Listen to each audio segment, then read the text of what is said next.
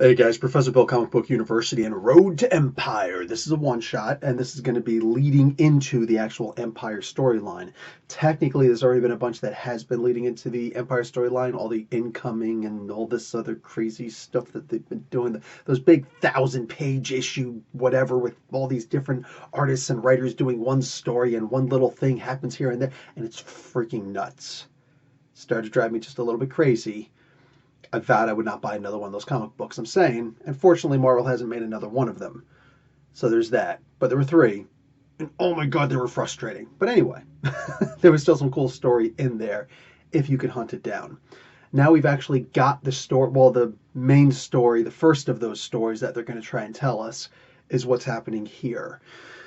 This is basically a review of everything that has happened so far, not with those stories specifically, although they have some bearing on here, but more specifically of the entirety of the Kree Skrull War and a really juicy part from Young Avengers. Avengers, I always put a D in there.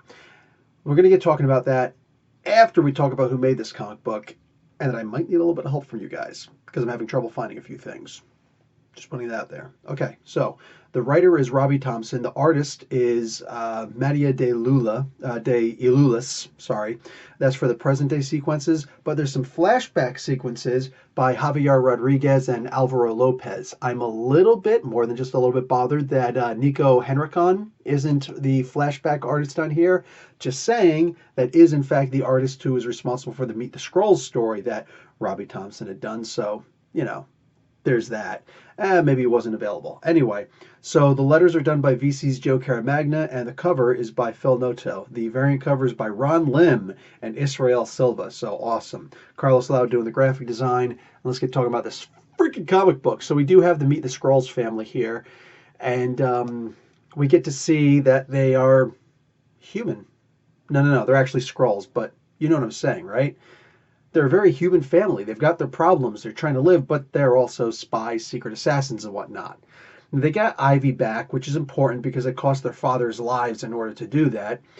I'm hoping that at some point, honestly, like the biggest hope that I have is the human aspect of these Skrulls, the Meet the Skrulls family, because mom is kind of responsible for dad being killed. Let's just point facts as being facts. She beat the living crap out of him. He was hurt, left him to go and do what he was doing by himself, got betrayed, and now she's all talking about, the guy who killed your father is in that hotel. Yeah, that's cute.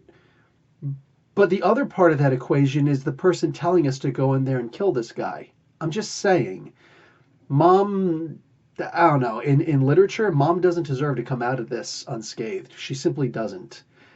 Because yeah, she's hugely responsible for that. I'm not going to let that one go anytime soon. That was just wrong. That was a terrible wrong. All that being said, it is cool that she's at least learning from this. Kind of.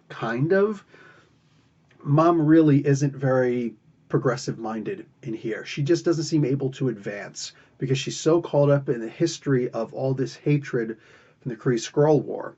Now, you do learn a little bit about the Kree Skrull War in here and the history of the Skrull and the Kree and the Kotati, which is actually very important to the history of the Kree Skrull War. And we're going back way back in the days of the freaking Avengers, man, way back in the day. But all of this was leading to the Celestial Madonna, which is Mantis. I'm glad that she's actually drawn as a blue-skinned-ish kind of, or green-skinned-ish, whatever, depends on who's drawing her, who's coloring her at the time. But she actually looks somewhat Vietnamese in this, which is kind of important since she is. To me, it's the first time she's ever actually looked like she had Vietnamese heritage, just saying. So, huge kudos to the artist in this. Also, the story of the Celestial Messiah, which is a really freaking beautiful story that never really got to where the buildup was leading it to. This was supposed to be a big thing, but it's also one of those kind of things that could essentially end comics in a way. Either way, if it's done right now, if it's done the right way now, then it's really a good idea. Because the idea of bringing this story back, there were like, what, 30, not 30, I don't know, the last time that we saw Jesus in the Bible before he was 30 was at 8 years old, I think, maybe 10. but I think it was like 8 years old on the temple steps to in Egypt, and then we didn't hear from him again until he was 30 years old, and then that 3 year time period of his life. Yeah, so there's that. Anyway, this was this could be that. This could be like that, but in comic book form. What we have right now, though, is just a backstory and a little bit of story also. So, mind you, if you already know the history of all this stuff, there's still current story in here. There's still a lot in here, including the final edict and who's actually seems to be in charge of the Kree Empire right now, which is odd and an odd choice, but it is very, I don't know, it's done in a way where there's just enough intrigue that you're wondering, is this really what I think it is? And it might be, who knows? Hulkling is the main character. They've actually already given that story away in last week's comic books, when I was actually able to get my hands on physical copies without, putting myself at great risk. So, yeah, brah, I'm saying. Hulkling being in charge, or seemingly being in charge of the Kree, is a big deal. Now, here's where I start to get into the stuff that I don't know. I don't know that much about Hulkling. I was never into the Young Avengers. This stuff came out in 2005. I just had to look it up. I never actually went back and reread any of those. I did read some of them. They weren't really that interesting to me. I guess I'm going to have to read them now. But there's a lot that happened in that time period where I just really wasn't that into it. It really just didn't do a whole lot for me, So then later on, when I'm, seeing the crazy stuff that's happened with Hulkling and Wiccan and all this other stuff, I'm like, these are characters that I don't really have any personal investment in. That being said, Hulkling and Wiccan are actually characters that a lot of people really like, younger readers. That's kind of a good thing for comics because it's kind of one of those things that we need to keep the medium going. So I'm more than happy to read more about these guys just to understand where everything's going so that I can understand what's happening in this Empire story, because this is promising to be huge. And when you're talking about cosmic level, yet not like deity level necessarily, but cosmic-ish level in the cosmos, the Kree, the Skrull, the Kotati, all these other races that could be brought into this could be huge. And this definitely has the promise to be a hot comic book. I'm genuinely looking forward to everything that I'm about to read as they're upcoming. If this book served nothing else, it was the idea that, holy crap, they are really planning on doing something huge here. Awesome. Now, one of the things I think they did wrong in the comic book was not really give an example of what the Kree have done that were so terrible. They talked about the history of the Skrull being this very benevolent, very giving race that would help out people scientifically and whatnot. They would want to open up trade with these different planets, these different communities, therefore, and give them the potential to make more money, have more, currency flowing. But they only wanted to, at the time, deal with one nation at a time within a planet. So when they came to Hala, and there's, the Kree, two different races of the Kree, and then there's the Kotati there, they're like, well, who do we actually deal with, the Kree or the Kotati? So they say, hey, you know what? How about this? We're going to put both of you guys on a foreign place, namely the Earth's moon, and we're going to leave you there for a little while, and you guys are going to try and do your own little things to, determine, make us determine who we should actually be dealing with, who seems to have the best, representation of the planet. Well, the Kree took that technology and they made essentially the blue, they were put in what is now considered the blue area of the moon. That's the area that actually has a huge city, essentially hidden. It's on the dark side of the moon. Anyway, they have an entire city there, and there's a breathable atmosphere. Adeline was actually there for a while. The Watcher, while he was alive, was there forever. And they didn't go into deeper detail. The idea that while they built this huge city, it's the Kotati that actually built this beautiful garden. And that's the reason. And it's the garden that was actually picked. It was the Kotati that were picked as who will be the leaders, the dignitaries who will actually represent Hala in the Skrull trading. The Kree were, super honorable, ironic mention of the term, but they thought that they should be in charge, so they actually killed everybody there, including the Skrulls. Now, that's where the story stopped in this book. Where the story actually went in the comics was that they boarded that Skrull ship, and it took them a long time to get back to the Andromeda system. Mind you, the Andromeda system, that's where the Skrulls are. The large Magellanic Cloud, which is on the opposite direction, is where Hala is. Yeah. So, was what's left of it nowadays. But they were going in to actually attack the Skrull.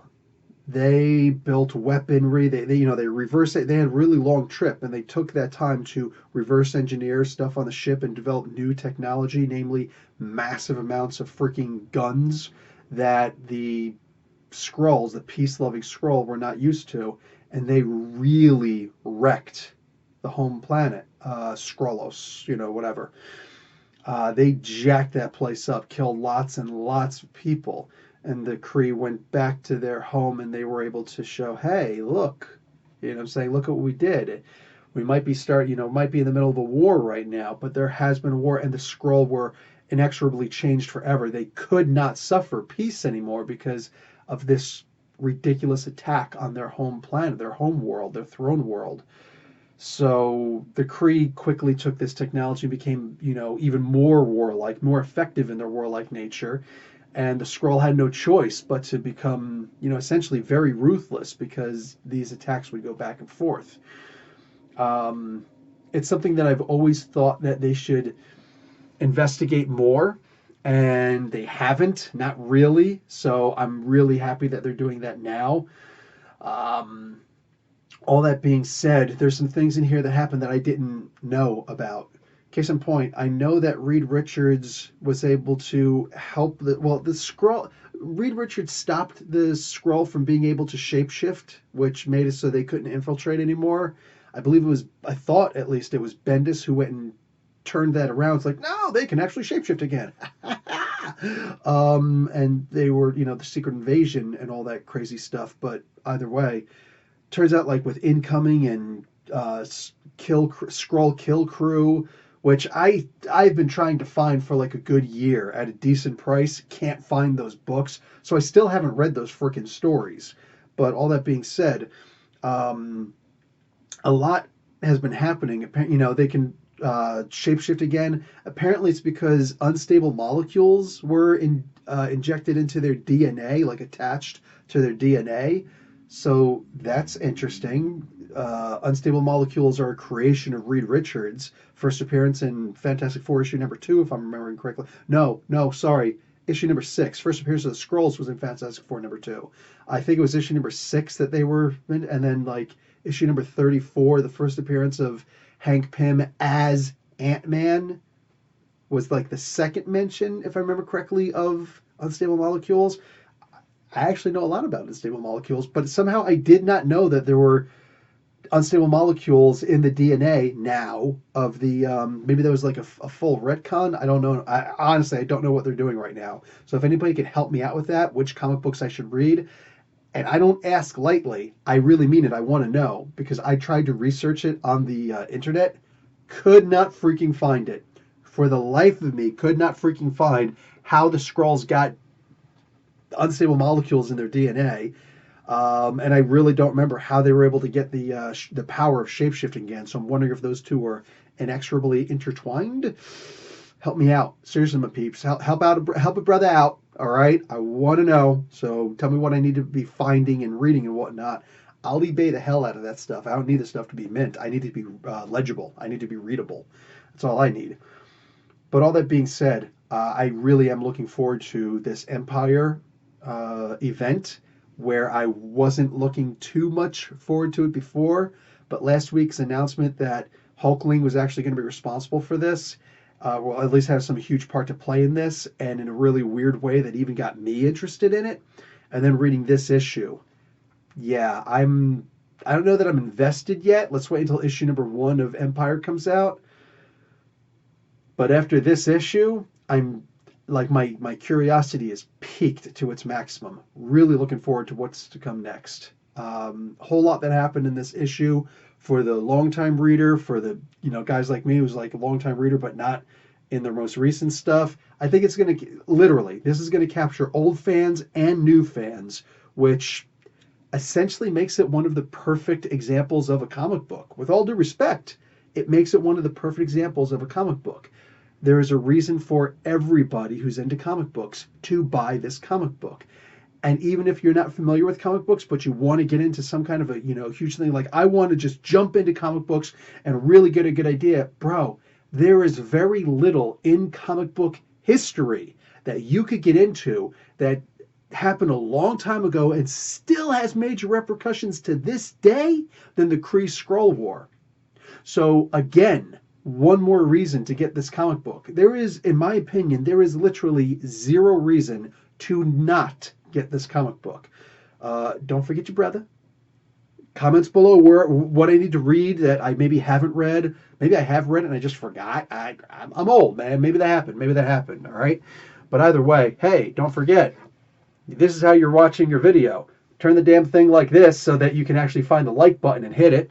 And hey, if a video shows up at the end of this, make sure that your favorite YouTubers get paid and allow that ad to run. Even if that means watching your favorite, your next video in a different screen. Because that's how we get paid. All right, and I'm out. Professor Bill, Comic Book University. Class dismissed.